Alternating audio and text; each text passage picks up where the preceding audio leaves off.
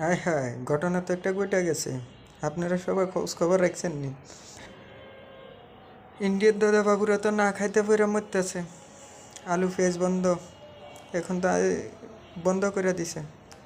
দাদা বাবুরা বলছে আমরা না খাইয়ে মরম, এখন তো তারা না খাইয়ে মরতেছে।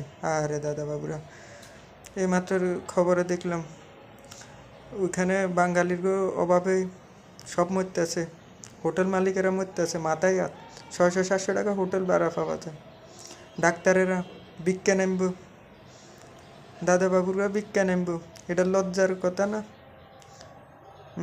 ময়ূক কই ময়ূক মলম বিক্রেতারা আরও আরও গুজব সরান, আরও গুজব সরান। এই 24 ঘন্টা টেলিভিশন আর হচ্ছে ময়ূক, এরা হলো যেন এই গুজবগুলো সরাইছে। এই গুজবগুলো সরাইয়া সরাইয়া এই অবস্থা করছে। আরে দাদা বাবুর মাথায় হাত।